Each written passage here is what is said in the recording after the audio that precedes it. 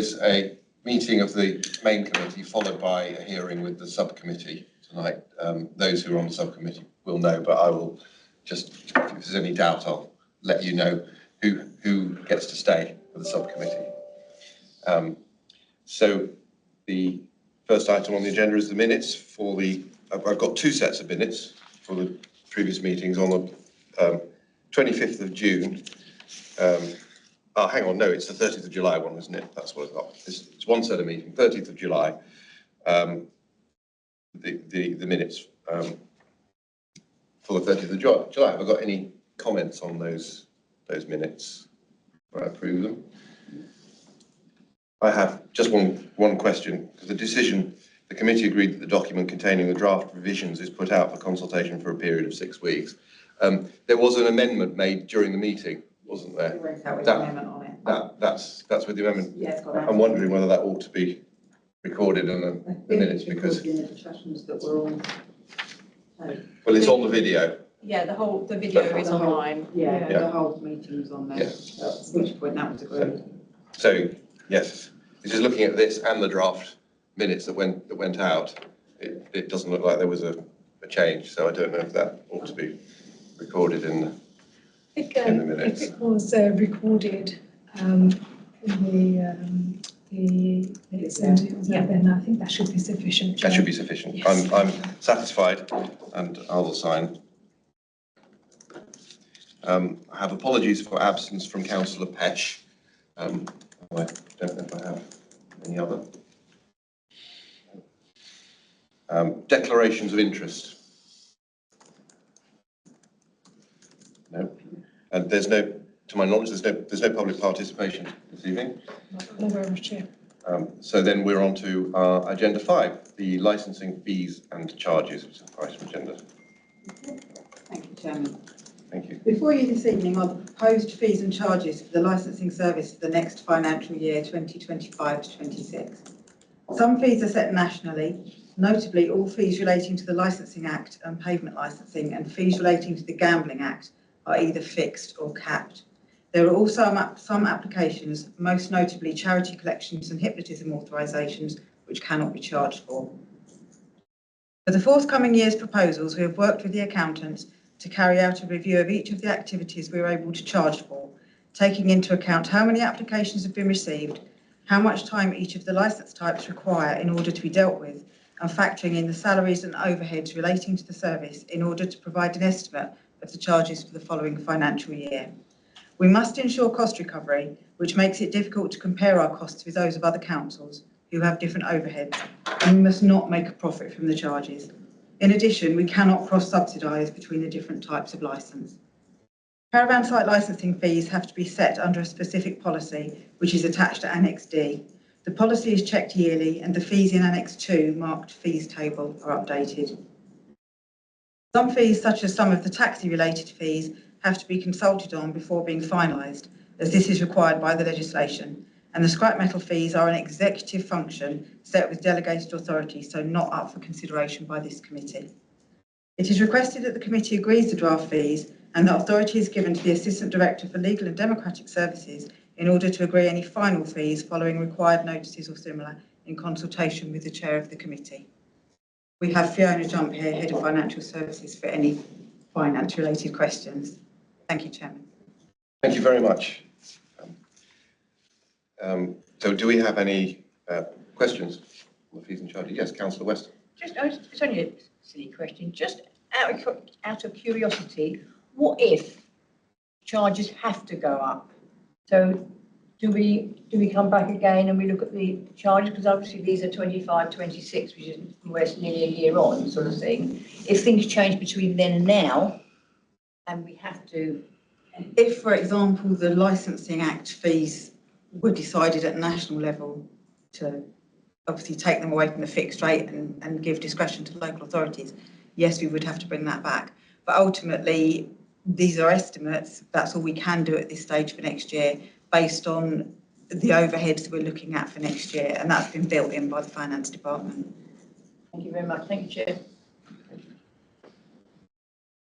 Any other questions? Just to clarify, it's very helpful, the outlining of the ECJ decision about application fees. As I understand that, just that we can charge an initial application fee provided it only covers the cost of the application and not. The application fee covers the cost of processing the application. Yes. The actual second fee, the licence fee, covers compliance, or if it's allowed in the legislation, enforcement. Thank you very much, Sally. Has anybody got any other questions? Or it seems that we don't have that much leeway on these. It's about cost recovery, unfortunately. There's nothing else. We will. Thank you very much. Very grateful. Shall we move on? We don't need to agree the recommendation. Sorry. Yes. Right. Should we? Do we need a proposer and a second? I don't know. I'm asking a question. Just agree. Just agree it. Agreed. Yes. Agreed. Agreed. Agreed. Thank you. Thank you very much, Councillor Williams. This has got to be the quickest one. Even better than cabinet. The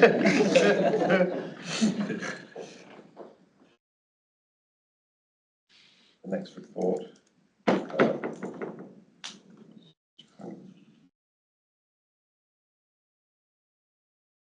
Item 6, which I've now found on page 47. And again, I think it's Sally McDonald's going to introduce that. Thank you, Chairman. In accordance with the provisions of the Gambling Act, councils are required to review and refresh their Gambling Act 2005 Statement of Principles every 3 years. The updated statement will take effect on 31st of January 2025. The statement set out in the report has been through the review process a number of times and is a well-established document. It has been in place since 2007 when the Act was implemented. There is little movement within this area of licensing, with a consistent figure of 12 premises licences made up of 10 betting shops and 2 adult gaming centres dotted throughout the borough. The council's responsibility for gambling also covers gaming machines in licensed premises and clubs and small society lotteries issued to local societies and associations to enable them to run raffles for fundraising purposes. The local area profile is also well established, and given that there have been no changes to the licences we have and their locations, it is considered that no revisions are required to this document. The statement itself also remains predominantly unchanged since the last review. Recent updates to statutory guidance have not yet been published, and the only revisions required at this time are updates to website links and very minor amendments with dates and so forth throughout. Guidance confirms that the revisions can be consulted upon separately, but they are minor, so the whole document will be put out for consultation to give them context. Authority is sought from the committee to put the statement out for public consultation. We have a list of direct consultees as directed in legislation, plus we will be presenting the statement on the website. Once the consultation is over, the outcome will be presented to this committee with the aim of referring to full council for approval. Thank you, Chairman. Thank you very much. Are there any questions about the lack of amendments or amendments? Councillor Weston. May I ask a question? Sorry, may I ask a question? I understand about the Gambling Act on this. I want to do with, I'm not sure if it's to do with gambling or not. When you have a function in maybe a hall or something, and they do buy tickets for prizes, do they need a licence to do that, or is that something completely, utterly separate? Because I remember years ago, we had a problem when I was elsewhere on that score. They are known as incidental non-commercial lotteries. So as long as the ticket is sold and drawn on the same day and at the same event, it's not licensable. That's fine. Thank you very much. Thank you, Chair. Thank you very much. That's good to know. So I can see there's a removal of references to fax machines, but apart from that, I don't think there's anything else much to comment on. So with that, can we approve this? Sorry, when's it going to consultation? It will go tomorrow for a period of 6 weeks. Thank you. So approved. Agreed. Thank you very much. Which brings us nicely on to the final, the animal licensing, item 7, which is I've got on page 105. And again, Sally, thank you very much. Okay, the law changed around the licensing of individuals and premises that cared for animals in October 2018. This new legislation enabled far more in-depth conditions around dog boarding and breeding, catteries, pet shops, riding establishments and animals being used for filming and for displays. On the back of this, the Animal Activity Licensing Policy was created in 2019 to give applicants clear information on what was expected of them when applying for licences. This reflected statutory guidance issued by DEFRA and local procedures. It is discretionary, but we consider it good practice. The policy has now been in place for 5 years, and although there has been no changes to the primary legislation during that time, we have carried out a review taking into account experiences of officers, which hopefully make clearer some of the guidance we provide. The committee is asked to agree for these revisions to be put out for public consultation directly with stakeholders and on the Dacorum Borough Council website, with responses being presented to a future meeting of the committee. Thank you, Chair. Thank you. Do you have any questions? I'll probably find one in a minute. Sorry. Can I just ask, it's not necessarily, Councillor Johnson. has there been an increase over the last few years in the number of premises that are being used for animal activities? Because certainly locally we seem to be native catteries and dog kennels. It's difficult to quantify because before the legislation was we regulated it under lots of different bits of legislation. Now it's all under one. The majority of them are dog boarders, home boarders predominantly. They year on year they're going up. We've had a few sort of fall by the wayside, but it's the trend is on the up. Yeah, it's not just me. Interesting. Councillor Weston has found a question. Yeah, this is another, it's not really a silly question, no questions are silly. Licensing for someone who owns a piece of land and is using it for walking their dogs or walking, they have their, not dogs, they have people's dogs and they use it. Do they need a licence to do that? Not for dog walking. It's not regulated. Not at this time anyway. Not if they have more than, I'm thinking of like a field where he's got maybe 10 dogs or they've got 10 dogs and they're in his, so they don't need a licence for it. No, there's no regulation around it. There should be, but there isn't. I think there will be. And another question, sorry, because obviously we're talking about animals. Licensing for residents who own alpacas and they go walking with them with residents. Do they need licences? They do. That's fine. That's fine. It's not on here, but I just thought I'd ask the question because that's fine. Thank you. Councillor Santa Maria. I just wanted to chip in that anecdotally that the Boxmoor Trust has imposed a limit on the number of dogs that can be walked at any one time because they were having some issues with dog walkers, like professional dog walkers. So they've limited it to, I don't know what number of dogs, but it's, I think it's 5 dogs per might be, person. yeah. So just instead. I'll come back there. Sorry, I'll come back Sorry, there Chair. because this isn't a, sorry. Go on. We've got, Go on, you're in control. Councillor Weston, if you were just going to respond to Councillor Santa Yes, Maria I first. wasn't talking about dog walking. I'm talking about someone who owns a piece of land and they're using it to exercise. It's the word, exercise dogs. So you could have 10 dogs and they use exercise. So even they're walking on it or playing on it, I want to know if you had to have a licence and you're saying. I would come in here. This is one of these horribly grey areas in the legislation because commercial daycare have to provide certain levels of care. They have to provide shelter. They have to provide somewhere for the dogs to rest and sleep and eat. They have to provide the water. They have to provide that without the owner being present. So if they're just going into their field to walk round their field and come back out, fine. If they're going to provide a day's worth of care or more than 4 or 5 hours of care, they need then to provide that shelter for them, and the provisions that are in the Act cover that. Thank you. Thank you. Let's Thank you very much. Councillor Binder, you were going to... Oh, sorry, this isn't a question for the team. I was more interested in do you know how Boxmoor Trust enforce that? Because I think... I don't, because they don't employ people to enforce it. So from what I understand, they put up signs, but Thank you. We're perhaps going a little bit off. Yeah, I was just off the topic. Curious. Just to clarify, Boxmoor Trust as landowner have banned paid professional dog walkers from walking on their land. So it's a blanket, if you're paid to walk dogs as a profession, then you're not allowed to use Boxmoor Trust land. Well, That's how they manage it. Thank you. We're very grateful for all this information.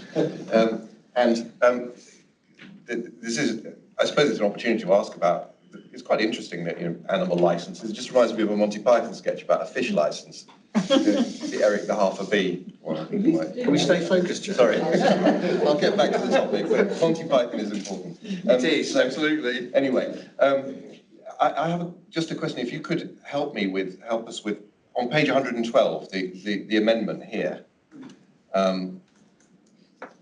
If you could, if you don't mind, to sort of talk us through why, what that addition is about, because 1.8 looks like it might have been an exclusive list. Sorry, I'll let you get the page. Applying for a license.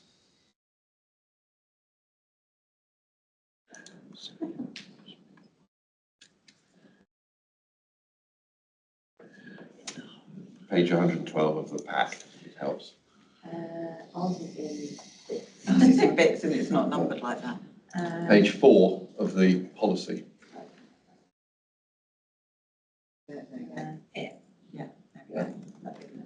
It's just my observation there is that you've got businesses operating premises carrying out the following licensable activities must hold the appropriate license, and you've got a list. And this says all these types of licenses must be issued by the council. Then it says, what's been added is there may be some animal-related activities under the above that fall outside of these regulations, therefore don't need licensing. Would you mind just talking us through what that? I think basically that means things that are elsewhere on that is outside of this legislation is things like DWA, dangerous wild animals, things like that, zoos. Yes. There are some animals that don't come into scope. If you're breeding dogs, for example, if you only have one litter and you're not making a profit out of it, then you don't need to. It's just basically clarifying what's in scope and what's out. And it's trying to encourage applicants to talk to us, because they come forward putting things in and we think, oh, that's actually not relevant. Why did they do that? So it's best to iron that out at the beginning, and we try to do that with them. Yes. It's quite a lengthy process, and it's best to clarify right at the beginning what they need and what they don't need. Oh, that's very helpful. So in order, you want them to talk to you before they just bung in the application, effectively. Yeah, we offer pre-app advice if they need it. I wonder if that could be made clearer then, somewhere, because or maybe not in the policy, but I think it covers a maybe in the multitude of publicity. different types of animal and different types of situation. So we try and sort of be as general as possible. So if somebody's got a question, they'll come, we'll research it and let them have the answer. Okay. Thank you. Can I ask a quick question? Oh yes, Councillor Cox. Sorry, quickly. On that list on 1.8, where you've got breeding dogs, applying for a licence for dog breeding, is that for commercial or is that for, like, privately? There's certain criteria set out in the guidance.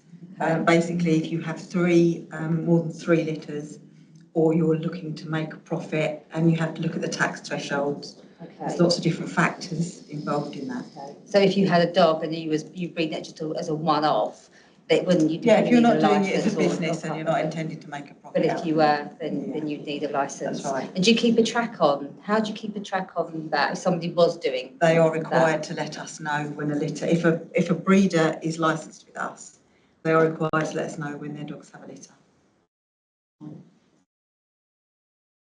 Thank you. When is this going out? Is this tomorrow as well? It's going out for consultation tomorrow as well. For 6 weeks. Thank you. Any more? Then do we agree this? Agreed. Agreed. Thank you very much. Thank you very much, Sally. I conclude it. Nothing else. So there's nothing else on the agenda? All those who are not on the subcommittee for taxis, and I can just bring up the name. So, councillors Weston, Binder, Deacon and Johnson are requested to stay for the hearing, but other than that, the meeting is concluded. And thank you very much to officers for your work in preparing. Thank you.